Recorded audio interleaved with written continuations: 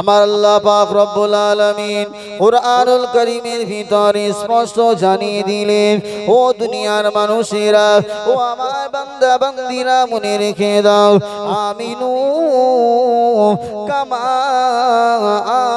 আমানান নাস।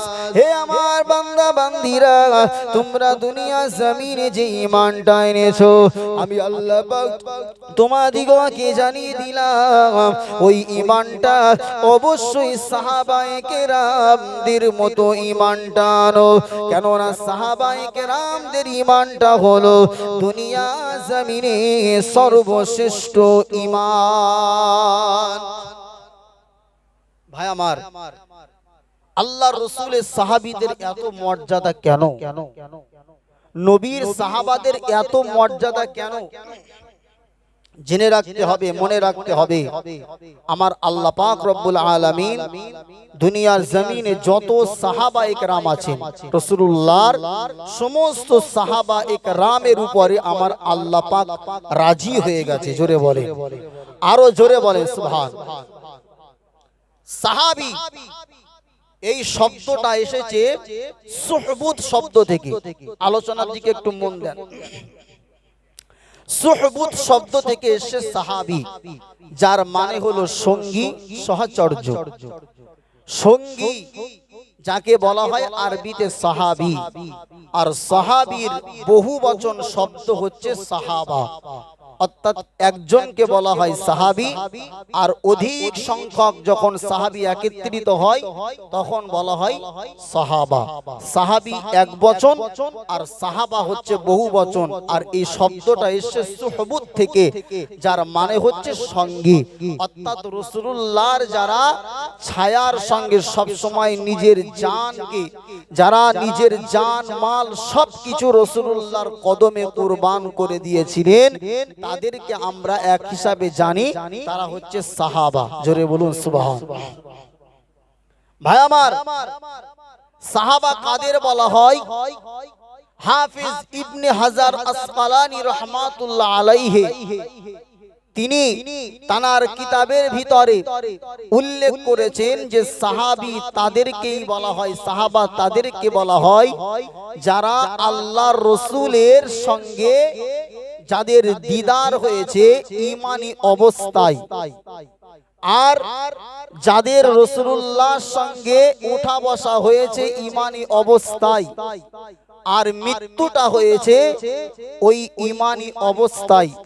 এই তিনটে শর্ত যাদের ভিতরে পাওয়া যাবে তারাই হচ্ছে রাসূলুল্লাহর সাহাবী। ভাই আমার, প্রথম নাম্বার আল্লাহর রাসূলের সাহাবী তাদেরকে বলা হবে যাদের ঈমানি অবস্থায় নবীর সঙ্গে দেখা হয়েছে। ঈমান থাকাটা কি, জোরে বলুন, জরুরি। কেননা আল্লাহর রাসূলের যুগে অনেক লোক ছিল যারা নবীকে দেখেছিল, কিন্তু তারা ঈমান আনেনি। ঈমান না থাকার কারণে তাদেরকে সাহাবী বলা, জোরে বলুন, যাবে না। আব্বাজান ভাইজানেরা, নওজওয়ানেরা, তরুণেরা, এই রাসূলুল্লাহর দিওয়ানারা, খুব গভীর দিয়ে, খুব গভীর মনোযোগ দিয়ে কথাটা উপলব্ধি করতে হবে। দুনিয়া জমিনে সাহাবী সাহাবা তাদেরকে বলা হয় যারা আল্লাহ রাসূলকে ঈমানি অবস্থায় দেখেছে, আল্লাহ রাসূলের ঈমানি অবস্থায় যাদের সঙ্গে দেখাটা হয়েছে। এ নওজওয়ান তরুণেরা, আল্লাহ রাসূলের যুগে আবু জাহাল, আবু লাহাব, উতবা, শাইবা এদের মতো বড় বড় বেঈমান যাদের সঙ্গে নবীর দেখা হয়েছিল, কথাও হয়েছিল, কিন্তু না না না, তাদেরকে সাহাবী বলা যাবে না। কেননা তাদের সঙ্গে নবীর যে মুলাকাত হয়েছিল এটা তো ঈমানি অবস্থায় হয় নাই। ঈমানি অবস্থায় রাসূলুল্লাহর সঙ্গে তাদের দিদার হয়েছে, কিন্তু ঈমান ছিল না। এই কারণে তাদেরকে সাহাবী বলা যাবে না।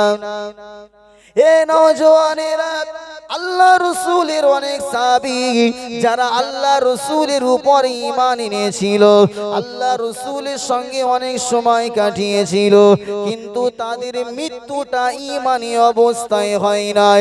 তারা মুরতাদ হয়েছিল, তারা ধর্ম ত্যাগী হয়ে গিয়েছিল, অর্থাৎ মরণের আগে তারা ইসলাম ধর্ম থেকে বাহির হয়ে অন্য ধর্ম কবুল করেছিল। এমন লোক আল্লাহ রসুলের যুগে ছিল, তাদেরকেও কিন্তু সাহাবী বলা যাবে না, কেননা তারা ঈমানি অবস্থায় নবীকে দেখেছিল, কিন্তু মরণের সময় তো তাদের ঈমানটা নসিব হয় নাই। এই কারণে তাদেরকেও সাহাবী বলা যাবে না।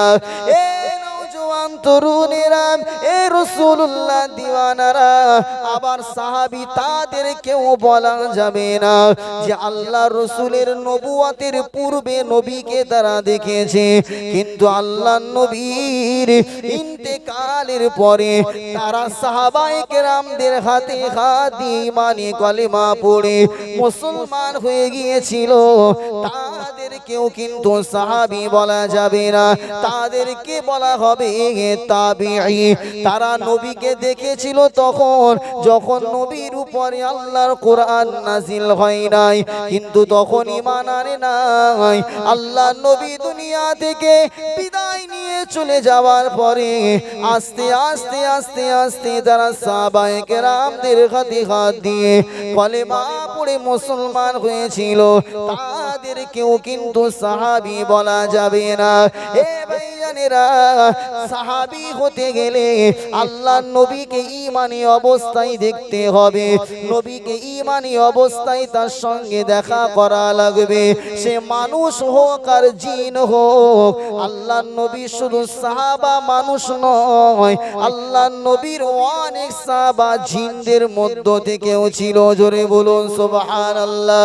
এ নওজোয়ান তরুণেরা, এ রাসূলুল্লাহ দিওয়ানারা, আল্লাহ নবীর যুগে সাহাবায়ে কেরামেরা আল্লাহ নবীর সঙ্গে সময় কাটিয়েছে, আল্লাহ নবীকে তারা দেখেছে ঈমানি অবস্থায়, মৃত্যুটা হয়েছে ঈমানি অবস্থায়, তারাই হলো সাহাবী। এ আমার ভাইজানেরা, কিন্তু আল্লাহ নবীর একজন সাহাবী ছিল যার নাম হলো আব্দুল্লাহ ইবনে উম্মে মাকতুম রাদিয়াল্লাহু তাআলা আনহু।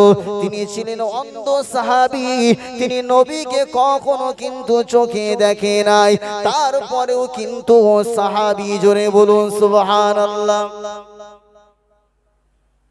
মাল্লাকিয়ান নবী সাল্লাল্লাহু আলাইহি ওয়াসাল্লাম, নবীর সাথে যাদের মুলাকাত হয়েছে ঈমানি অবস্থায়, মুলাকাত আব্দুল্লাহ ইবনে উম্মে মাকতুমের হয়েছিল, কিন্তু তিনি চোখে দেখে নাই, কিন্তু তারপরেও তিনি সাহাবী। একবার জোরে বলুন সুবহানাল্লাহ। ভাই আমার, এই শর্তের ভিতরে যদি কোনো মানুষের রাসূলুল্লাহর সঙ্গে স্বপ্নের ভিতরে দিদার হয়, যদি কোনো মানুষের স্বপ্নের ভিতরে নবীর সঙ্গে দিদার হয়, তাকে কি সাহাবী বলা যাবে? একটু জোরে বলুন। নবী যদি কেউ স্বপ্নের ভিতরে জিয়ারত করে, কারোর সঙ্গে দেখা হয়, তাহলে সেই মানুষটা কি সাহাবা হবে? হবে না। কেননা সাহাবী হতে গেলে আল্লাহর রাসূলের হায়াতে অবস্থায়, দুনিয়াতে থাকা অবস্থায় তার ঈমানি অবস্থায় দেখা এবং ঈমানি অবস্থায় মৃত্যু বরণ করা, তারাই হবে একমাত্র সাহাবা। জোরে বলুন। ভাই আমার, সাহাবীদের ফ্যাসিলিটি আল্লাহ পাক রব্বুল আলামিন কুরআনুল কারীমের ভিতরে জানিয়ে দিয়েছেন। আল্লাহ পাক রব্বুল আলামিন কুরআনুল কারীমের ভিতরে স্পষ্ট জানিয়েছেন সূরা তাওবার ভিতরে।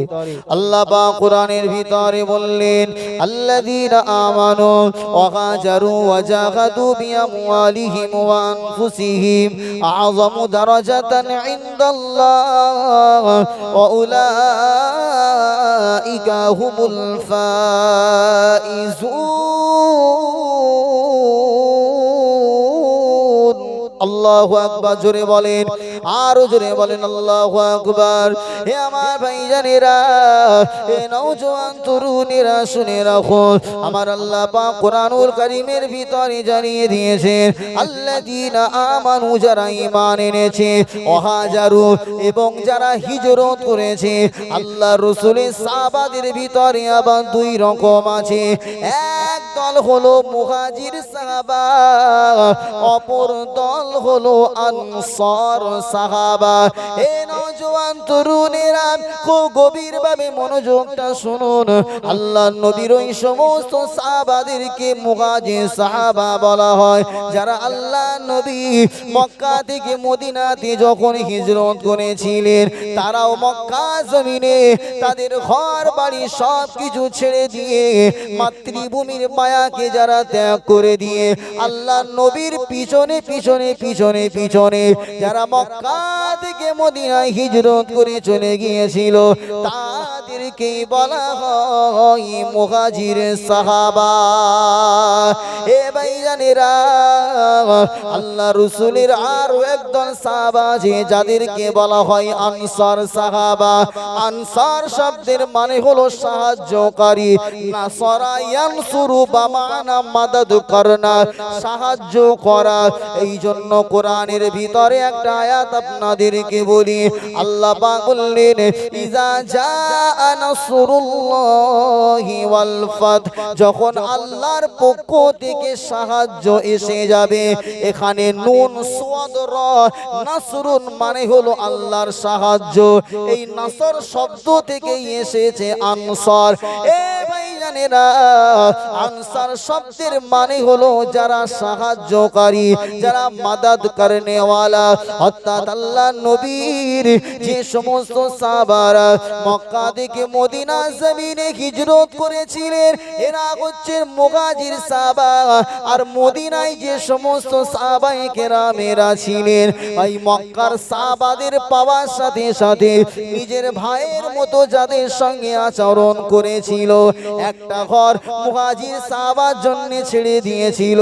ক্ষেত যদি দুটো ছিল, একটা ক্ষেত সাহাবী মুহাজির মক্কা সাহাবীদেরকে দিয়েছিল। অর্থাৎ তারা সাহায্য করেছিল মক্কার সাহাবাদেরকে। এই জন্য ওই সাহাবাদেরকে বলা হয় আনসার সাহাবা।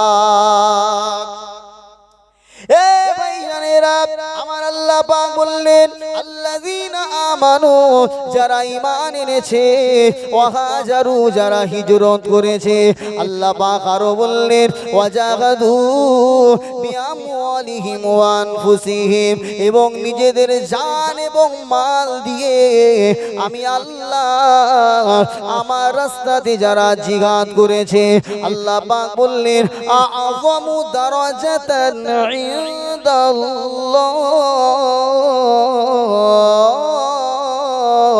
আল্লাহু আকবার। আরো জোরে বলেন আল্লাহু আকবার। আমার আল্লাহ নিজে জানিয়ে দিয়েছেন, যারা মক্কা থেকে মদিনায় চলে এসেছে, ঈমানি অবস্থায় চলে এসেছে, নিজের জান এবং মাল দিয়ে আমি আল্লাহ আমার রাস্তাতে জিহাদ করেছে, আমি আল্লাহ জানিয়ে দিলাম, আ'যামু দারাজাতান ইনদাল্লাহ, তাদের রবের কাছে তাদের জন্য উচ্চ মাকাম রয়েছে। আল্লাহ পাক আরো জানিয়েছেন, আ'যামু দারাজাতান ইনদাল্লাহ ওয়া উলাইকা হুমুল ফাইজুন, তারাই হলো দুনিয়ার জমিনে কামিয়াবি। জোরে বলুন সুবহানাল্লাহ।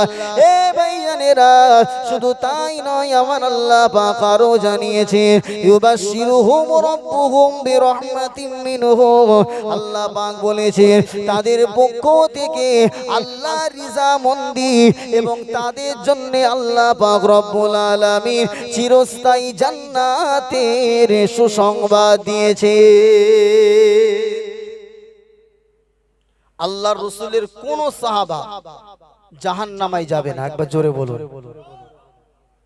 যারাই সাহাবা হয়েছে তারা জান্নাতি। একবার জোরে বলুন সুবহান। এই জন্য যাকে তাকে সাহাবা বলা যাবে না। সাহাবীর কোয়ালিটি কেন আমি ভাগ করছি। রাসূলুল্লাহর আমরা যারা উম্মাত আছি আমরা অনেকে কিন্তু জাহান্নামায় যাবে, ঠিক না বেটি? তো সাহাবারাও তো উম্মাতের মধ্যেই, কিন্তু আল্লাহর নবীর যুগে নবীর সাহচর্য যারা পেয়েছে, নবীর সঙ্গী হয়েছে ঈমানী অবস্থায় এবং ঈমানী অবস্থায় ইন্তেকাল করেছেন যারা সাহাবা নামে ভূষিত, আল্লাহ পাকের পক্ষ থেকে তাদের দুনিয়ার জমিন থেকে জান্নাতের সুসংবাদ আছে। জোরে বলুন সুবহান। আল্লাহ পাক তাদের কখনোই জাহান্নামের আগুনে ফেলবেন না, আমার আল্লাহ পাক তাদেরকে সরাসরি দয়ার জান্নাতে দেবেন। জোরে বলুন।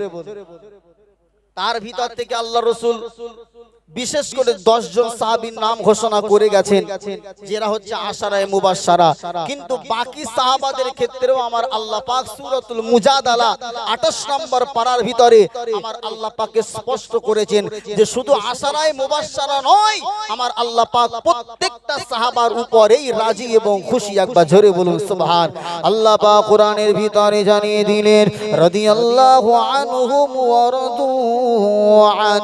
আমার আল্লাহ পাক জানিয়ে দিলেন দুনিয়ার জমিনে আমি আল্লাহ পাক রাদিয়াল্লাহু আনহুম, আমি আল্লাহ তাদের উপরে রাজি। এই হুমটা, এই হুম জমিটা হচ্ছে জমা জমা জমা। আল্লাহ যদি শুধু এক বচন বলতেন আনহু অথবা আনহা যদি আল্লাহ বলতেন তাহলে একজনের ক্ষেত্রে হতো, কিন্তু আমার আল্লাহ জানিয়ে দিয়েছেন রাদিয়াল্লাহু আনহুম, আল্লাহ তাদের উপরে রাজি, অর্থাৎ প্রত্যেকটা সাহাবার উপরে আমার আল্লাহ রাজি। সব সাহাবা জলিলুল কদর আবু বকর থেকে নিয়ে আল্লাহ রাসূলের যত ছোট নিম্ন সাহাবা, একদিনের জন্য নবীর দেখা হয়েছে, একদিন ঈমানী অবস্থায় সেও সাহাবা হয়ে গেছে, সে জান্নাতে যাবে। জোরে বলুন সুবহান। ভাই আমার, সাহাবাদের ব্যাপারে কোন রকম বাজে মন্তব্য করা যাবে না। অনেক মানুষ আছে আমাদের মুসলমান সমাজে, তারা সাহাবা সম্পর্কে বাজে কথা বলে। আস্তাগফিরুল্লাহ। সাহাবাদের সম্পর্কে বাজে কথা বলা মানে আল্লাহর বিরুদ্ধে আচরণ করা, আল্লাহর কোরআনের বিরুদ্ধে কথা বলা, ঠিক না? আল্লাহ যেখানে সাহাবায়ে কেরামদের উপরে রাজি, তুমি কে বেটা সাহাবাদের উপরে বাজে কথা বলো? শিয়া সম্প্রদায়ের মুসলমানরা হযরত আবু বকর, হযরতে ওমর ফারুক হুজুরকে তারা সরাসরি গালিগালাজ করে। জোরে বলুন নাউজুবিল্লাহ। বলে আবু বকর ওমর এরা হচ্ছে গদির লোভ এদের ভিতরে ছিল। জোরে বলুন আস্তাগফিরুল্লাহ। ভাই আমার, কিন্তু যেখানে আল্লাহর নবী বলে গেছেন যে আমার আবু বকর, আমার ওমর, আমার আলী, আমার উসমান এরা চারজনই জান্নাতি, একবার জোরে বলুন সুবহান। তুমি বলে তাদেরকে তো জাহান্নামী করতে পারবে না, বরং তাদের বিরুদ্ধে কথা বলার কারণে বেটা তুমি জাহান্নামায় যাবে, ঠিক না বেটি? ভাই আমার, এই জন্য সাহাবা একরামদের ইজ্জত, তাজিম, কদর কে দিয়েছেন? একবার জোরে বলুন আমার আল্লাহ দিয়েছেন। সাহাবা একরামদের এত ইজ্জত আল্লাহ, এত মাকাম এত কেন দিয়েছেন? তারা শুধুমাত্র এই কারণেই তাদের আল্লাহ ইজ্জত দেয়নি, তাদের ঈমানি পাওয়ার, তাদের ভিতরে অনুশোচনা, তাদের ভিতরে ঈমানের কি জজবাত ছিল। একটা মাত্র ঘটনা আপনাকে শোনাবো হাদিস শরীফ থেকে, কিতাবের ভিতরে এসেছে। আল্লাহ রাসূলের সেই সাহাবার নাম শুনলে আপনি বুঝতে পারবেন যে আল্লাহ পাক কেন সাহাবাদের উপরে এত রাজি। আপনাদের অসুবিধা হচ্ছে নাকি বাবু? একটু তাকবীর দেন, নারায়ে তাকবীর। ঘুম লাগছে নাকি? সবে এখন কটা বাজে? 9:30। আমার পরে আবার হুজুর আসবেন, তাহলে এখনো 2 ঘন্টা শুনতে হবে না? হবে না? কারা কারা শুনবেন না হাত তোলেন। এই ভাই গন্ডগোল হয়ে গেল, সবাই শুনবেন তো ইনশাআল্লাহ? কারা কারা শুনবেন একটু জোরে তাকবীর দেন, নারায়ে তাকবীর। না, মালিয়াডাঙ্গা দক্ষিণ পাড়া তাকবীর এরকম 16 দিলে হবে না, আরো জোরে দিতে হবে। নারায়ে তাকবীর, মাশাআল্লাহ, আরো জোরে নারায়ে তাকবীর।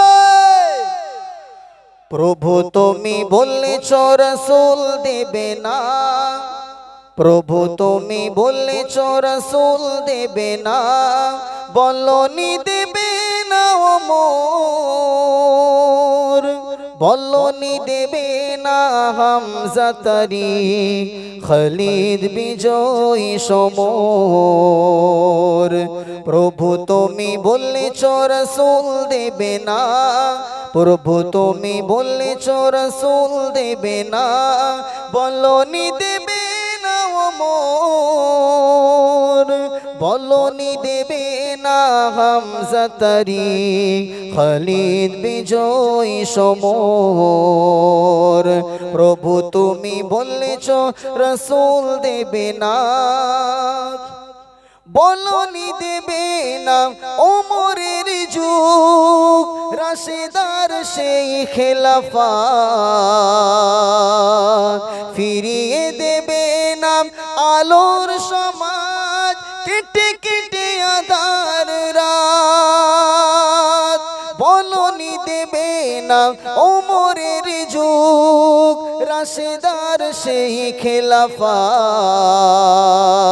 ফিরিয়ে দেবে না আলোর সমাজ কেটে কেটে আঁধার রাত পৃথিবীতে তুমি আর কবু দেবে না খুলে সোনালি দোর বলনি দেবে না হামজা তারিক খালিদ বিজয় সমর প্রভু তুমি বলেছ রাসূল দেবে না বলনি দেবে না ওমর বলনি দেবে না হামজা তারিক খালিদ বিজয় সমর প্রভু তুমি বলেছ রাসূল দেবে না পৃথিবীর দিকে দিকে শুধু হাহাকার লাঞ্ছিত মানবতা মজলুমানের আহাজারিতে বয় বাতাসে বিষণ্ণতা পৃথিবীর দিকে দিকে শুধু হাহাকার লাঞ্ছিত মানবতা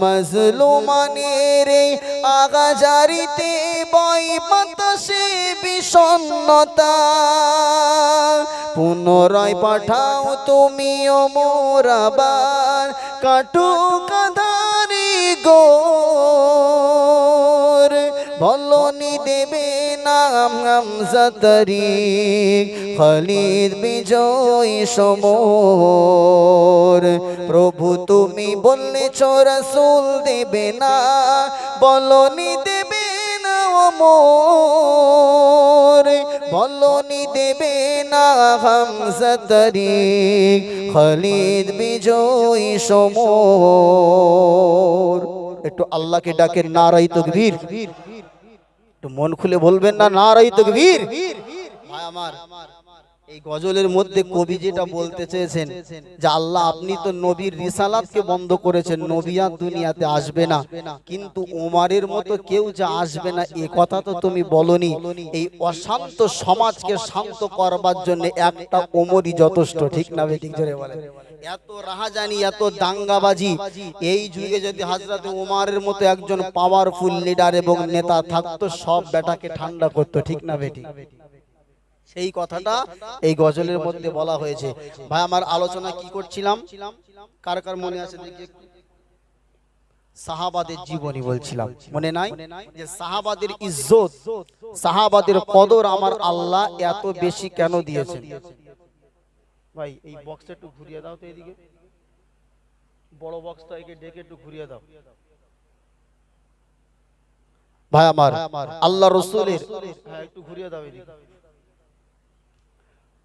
আল্লাহ রাসূলের সাহাবা ইকরামদের যে ইজ্জত মাকাম আমার আল্লাহ দিয়েছেন বাস তার কারণ হচ্ছে আল্লাহ রাসূলের যুগে আল্লাহ রাসূলের একজন সাহাবী ছিলেন তার নাম কিতাবের ভিতরে এসেছে হযরতে সালাবা রাদিয়াল্লাহু তাআলা আনহু কি বললাম হযরতে সালাবা রাদিয়াল্লাহু তাআলা আনহু ভাই আমার সাহাবাদের ইজ্জত মাকাম আমার আল্লাহ কেন এত বেশি দিয়েছেন তার কারণটা শুনেন এই সাহাবীর বয়স মাত্র 16 বছর কত বছর 16 বছর বয়স এই সাহাবী আল্লাহর নবীর বার্তা বাহক ছিলেন আল্লাহর নবী কোনো বার্তা লিখে দিলে সেই বার্তাটা তিনি বিভিন্ন এলাকায় নিয়ে চলে যেতেন বয়স ছিল মাত্র 16 বছর হযরতে সাহাবী একেবারে যুবক সাহাবী তিনি মদিনার রাস্তা দিয়ে একদিন হেঁটে হেঁটে হেঁটে হেঁটে যাচ্ছেন। কিতাবের ভিতরে লেখা আছে, ওই সাহাবী যখন রাস্তা দিয়ে হেঁটে হেঁটে যায়, তিনি কিছু দূর যাওয়ার পরে দেখতে পেলেন যে একটা ঘরের দরওয়াজা খোলা আছে, আর সেই ঘরের ভিতরে একজন মহিলা গোসল করছে, তার শরীরটা ভিজে কাঁপছে।